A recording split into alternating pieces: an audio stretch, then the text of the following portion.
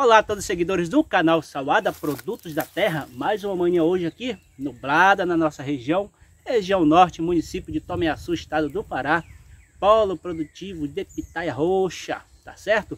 E hoje vamos aí para mais um quadro de perguntas e respostas, sempre atendendo a sua dúvida, né? Aí a dúvida da nossa audiência, a audiência aqui do canal Salada Produtos da Terra. Estamos chegando aí a 59 mil inscritos. Muito obrigado a você que já se inscreveu, e para você que ainda não é inscrito, nos ajude aí, se inscreva aqui no nosso canal, só clicar aí rapidinho, tá certo? E para você sempre nos acompanha aqui, deixa aí o seu like ao final desse vídeo, ou a qualquer momento você pode deixar o seu like, isso ajuda bastante o canal a crescer sempre, tá certo? Vamos aí para a nossa vinheta e vamos aí para mais um quadro de pergunta, uma pergunta interessante hoje. Fique aí ligado, fica aí até o final.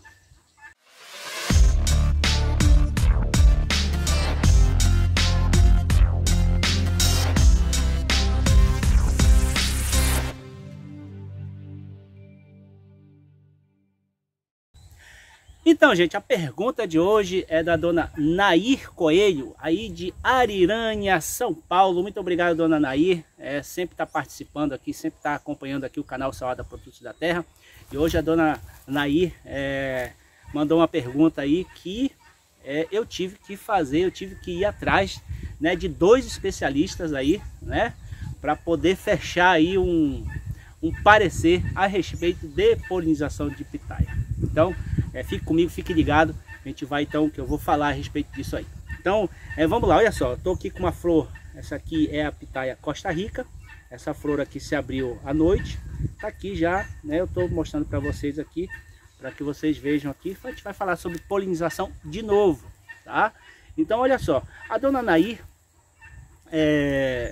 em relação ao último vídeo que eu fiz a respeito de polinização de pitaia, ela me disse o seguinte: Alberto, aqui eu tenho a variedade pitaia de polpa branca, que tudo indica é a pitaia comum, a branca comum, e que ela falou o seguinte: Alberto, a primeira florada da minha pitaia eu deixei naturalmente, e todas as flores, todos os botões florais abortaram, amarelaram e caíram, abortaram. E na segunda florada, então, eu peguei o pólen da própria flor, ou seja, pegou o pólen da própria flor e polinizou, né? Colocou o pólen aqui na parte feminina aqui, ó. Aqui é a parte feminina. Então ela pegou o pólen da própria flor da Undatus, colocou aqui e ela disse o seguinte: e geraram frutos. Eu estou colhendo frutos dessa polinização. Então, aqui a gente levanta uma pergunta, levanta um questionamento da seguinte maneira: é sabido que a pitaia branca comum, tá? A branca comum, também conhecida como Undatus, ela é estéril. Ela é estéril, ou seja, ela em tese não aceita o seu próprio pólen, não aceita o seu próprio pólen.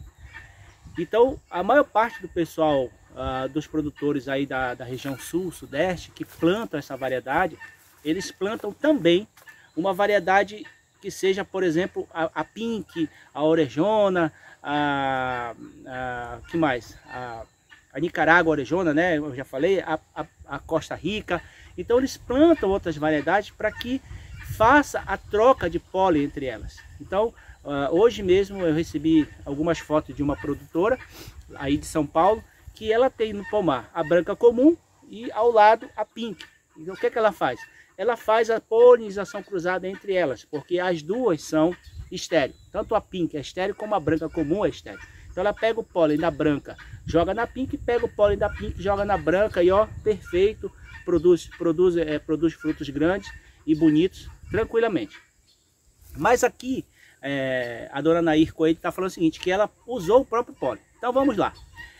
Eu consultei, né, pedi ajuda aos universitários, mas na verdade eu pedi ajuda a dois especialistas que são renomados aqui no Brasil, que é o professor Djalma, também conhecido como professor Pitaia, que é meu amigo e parceiro do nosso curso, o comoplantarpitaia.com. Já convido você que está buscando aprender tudo sobre pitaia, adquira o nosso curso aí no www.comoplantarpitaia.com, tá? E o outro especialista no cultivo da pitaia é o senhor engenheiro agrônomo aí também, o professor Djalma, engenheiro agrônomo, e o Ricardo Martins também é outro engenheiro agrônomo, especialista no cultivo da pitaia, que tem o canal aí, Pitaia SC, né? Muito obrigado aí ao Ricardo por ter me atendido, que inclusive está na Índia, né, essa semana, tratando sobre pitaia. Muito obrigado aí e traga ótimas informações daí, seu Ricardo, né? Então conversei tanto com o professor Djalma como conversei com o Ricardo e os dois me falaram basicamente a mesma coisa, tá? Então, se você tem uma pitaia branca comum, a Undatus, tá? E você usar o próprio pólen, até pode gerar um fruto,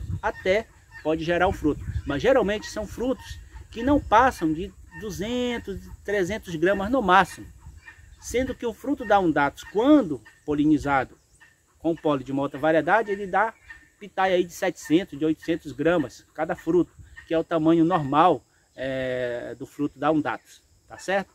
Mas aí no caso da dona Nair Coelho, que fez a polinização com o próprio pólen e gerou frutos, ela não me disse o tamanho, mas geraram frutos, o que pode ter acontecido? Então, segundo o professor Djalma falou, assim como o seu Ricardo Martins também fala o seguinte, que pode ter, né, nas proximidades da casa da dona Nair, alguém que tenha uma outra pitaia e que talvez ela não saiba. Pode ser um pé só de uma pink, um pé só de uma boreal, um pé só de uma Costa Rica, pode ter um pé ali, né, alguém que tenha um outro tipo de cacto, né, parecido, pode ser até o cacto do mandacaru, por exemplo, que também tem pólen e é também uma cactácea, que também em tese serviria o pólen dele, e veio uma abelha lá e fez então essa polinização, tá? Porque para gerar um fruto de tamanho considerável numa Undatus, usando o próprio pólen, não vai dar certo, tá? Então isso foi tanto o professor Djalma quanto o Ricardo, né, falaram a mesma coisa, não gera frutos grandes.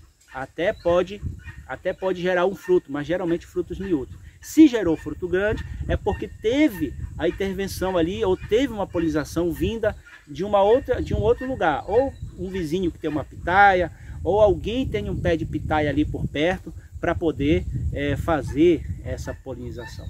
Então, eu recebo aqui no canal Salada Produto da Terra muita gente que fala assim, mas Alberto, a minha pitaia é da branca e ela produz sem polinização, tá?